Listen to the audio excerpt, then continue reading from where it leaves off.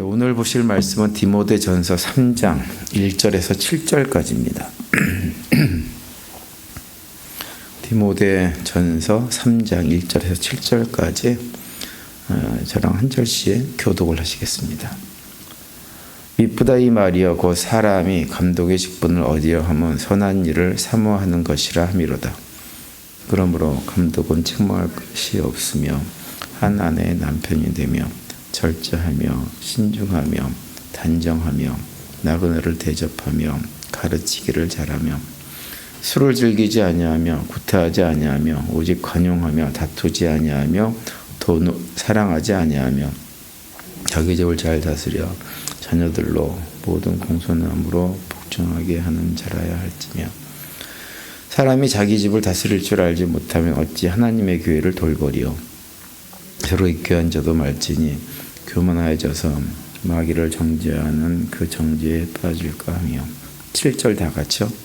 또한 외인에게도 선한 증거를 얻은 자라야 할지니 비방과 마귀의 올무에 빠질까 염려하라. 아멘.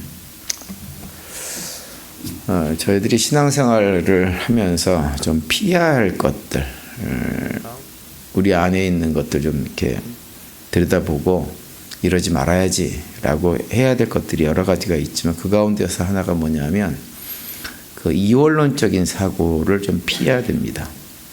그 이원론적인 사고라고 하는 것은 뭐냐면 선과 악, 그런 세상 만사가 돌아가는 것을 이제 극단적으로 두 개로 이렇게 보고 이 두 개가 서로 마치 대립하는 것을 구분해 가지고 바라보는 시선입니다. 우리 기독교인들이 가지고 있는 이원론 가운데 하나는 뭐냐면 세상에서 어떤 일을 하는 것은 그냥 속된 것이고 교회 공동체 안에 들어와서 행하는 것들은 거룩한 것이다 라고 생각하는 거예요. 그래서 교회 공동체 안에 들어와 가지고 이런저런 사역을 열심히 잘하면 그 사람은 신앙생활을 열심히 잘하는 거룩한 삶을 살고 있는 것이고 교회 일은 별로 관심이 없고 그냥 세상 일만 열심히 하는 사람들은 세속적인 사람이고 믿음도 없는 사람이라고 쉽게 재단해 버리는 것입니다. 그래서 자신의 어떤 영적인 상태를 내가 얼마만큼 많이 교회에서 열심히 많은 사역을 하고 있느냐에 따라서 자신의 신앙을 평가하려고 하는 거죠. 이게 이원론적인 사고입니다. 그러다 보니까 이런 생각을 가지고 있다 보니까 어떤 분들은 교회에서는 굉장히 좋은 평가를 받는데 일반 직장에서는 아주 형편없는 평가를 받는 분들도 상당히 많이 있습니다.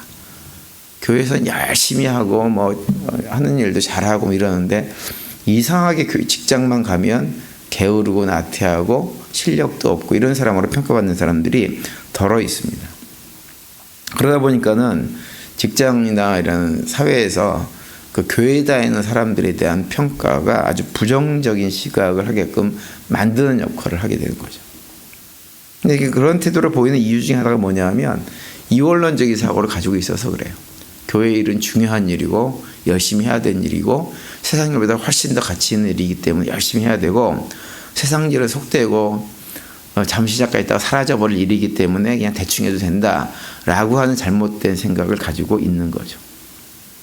이제 그러다 보니까 이제 교회에서 일단 우리 간증을 이렇게 들어보면 그런 이원론적인 사고를 가지고 신앙생활하는 것을 아주 신앙생활을 잘하는 것처럼 간증하시는 분들을 덜어 봅니다.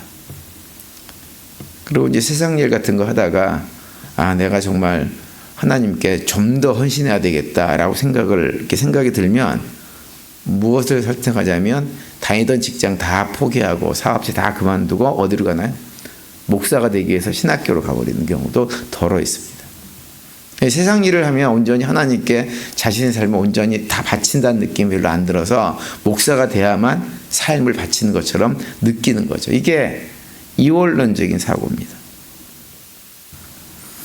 오늘 아침에 저희가 읽은 디모데전서 3장에 보면 공동체 안에서 지도자로 쓰임받는 사람들, 특별히 감독이나 집사와 같은 사람들을 세울 때 어떠한 자격 조건을 갖춰야 될지에 대해서 말씀을 해주고 있는 본문입니다. 그래서 1절부터 이제 오늘 우리가 읽은 7절까지는 감독이 되고자 하는 사람을 세울 때 그 사람이 어떤 기본적인 자격 조건을 갖춰야 되는지를 언급하고 있고 내일 살펴볼 이제 8절부터 13절까지는 집사로 세움을 입는 사람들의 자격 조건에 대해서 구체적으로 언급이 되어져 있어요. 오늘 본문, 우리 읽은 본문에는 이제 목회자, 감독에 대해서 언급하고 있는데, 이 감독은 오늘날로 치면 목회자라고 할 수가 있어요. 그래서 거기에 대해서 오늘 본문을 언급하고 있고, 내일 살펴볼 그 집사들에 관해서는 교회 공동체에서 오늘날에는 장로들을 세울 때 어떤 조건이어야 된다라고 하는 것을 언급을 하고 있는데요. 근데 이제 이 디모데전서 3장을 쭉 읽어보면 감독도 그렇고 집사도 그렇고 기본적인 자격 조건이라고 하는 것이 특별한 것이 없다고 하는 것을 금방 알 수 있습니다. 특별히 교회 공동체 안에서 교인으로 해야 될 어떤 사역의 측면에서 어떤 모범을 보여줘야 된다라고 하는 내용이 전혀 언급이 되어져 있지를 않아요. 특별히 어떤 영적인 은사나 이런 것들이 있어야 된다라고 하는 말은 더더욱 언급이 되지 않고 있습니다. 뿐만 아니라 그 교회 전통이나 역사 이런 것에 대해서 해박해야 된다. 그 교단의 법에 대해서 잘 알아야 된다. 이런 것도 없어요. 그러니까 언급되고 있는 대부분의 내용이 뭐냐면 일상의 삶의 자리에서 생활을 할 때 일상 삶의 자리에서 그 사람이 좋은 평가를 받을 수 있을 그런 내용들이 오늘 본문에 언급이 되고 있어요. 그러니까 정상적인 삶을, 상식적인 삶을 일상의 삶에서 살아가는 사람이냐라고 하는 것이 기본 조건이 되고 있습니다. 그래서 감독의 경우를 보면 오늘 본문에 나온 내용을 보면 2절에서는 주로 어떤 내용이냐면 한 아내의 남편이어야 되고 절제력도 있어야 되고 신중하고 단정하고 나그네 대접을 잘하고 가르치기를 잘 하는 사람이어야 된다. 이렇게 언급을 하고 있습니다. 감독들이 적극적으로 이렇게 해야 될 것이 무엇이다라고 하는 것을 언급하고 있는 거죠. 그리고 3절에 가면 주로 어떤 내용이냐면 술을 즐기지 않는 사람, 난폭하지 않는 사람, 사람들과 다투지 않고 돈을 사랑하지 않는 사람이라고 하는, 감독들이 좀 피해야 될 것이 무엇이다라고 하는 것을 언급하고 있는데, 여기 언급되고 있는 모든 내용들이 뭐냐면 이웃과의 관계에서도 건강한 이웃과의 관계를 갖추기 위해서, 건강한 가정 안에서의 어떤 가족들과 관계를 하기 위해서 필요한 것이 무엇인지를 언급하고 있는 것입니다. 다 너무 일상적인 그냥 필요한 성품이고 하지 말아야 될 것이에요. 다만 이제 오늘 본문에서 교회 공동체 안에서 특별히 교회 지도자가 되려고 할 때 그 사람들이 갖춰야 될 자격 조건, 교회 공동체 안에서의 자격 조건으로 드는 것은 딱 무엇 하나냐면 새로 입교한 사람을 갖다가 감독으로 세우지 말라라고 하는 거예요. 6절에 언급되고 있는 내용이죠. 새로 입교한 자도 말지니 교만하여져서 마귀를 정죄하는 것 정죄에 빠질까 하며 라고 말씀을 합니다. 예수 믿은 지 얼마 안 됐는데 바로 신학교 가가지고 목사 안수 받고 목회를 하는 이런 일들은 좀 피하라고 하는 거예요. 이제 그 이유가 무엇이냐면, 그렇게 되어지면 그런 사람은 잘못하면 영적으로 성숙되지 못한 상태에서 교회 지도자의 자리에 서게 되어지면 그 사람이 잘못하면 마귀가 당하는 심판을 받을 수 있는 그런 죄에 빠질 수 있게 된다. 이렇게 설명을 합니다. 6절 말씀을 세 번역으로 읽어드리면 이렇게 되어 있어요. 또 새로 입교한 사람도 아니 됩니다. 그리하면 그가 교만해져서 마귀가 받을 심판에 떨어질 위험이 있습니다. 이렇게 설명을 하고 있어요. 그러니까 처음 신앙생활하는 사람을 갖다가 교회에 아주 중요한 역할을 감당하는 지도자의 자리에는 앉히지 말라라고 하는 거예요. 왜냐하면 그 사람이 잘못하면 그 시험에 들고 큰 잘못을 저질 수 있기 때문에.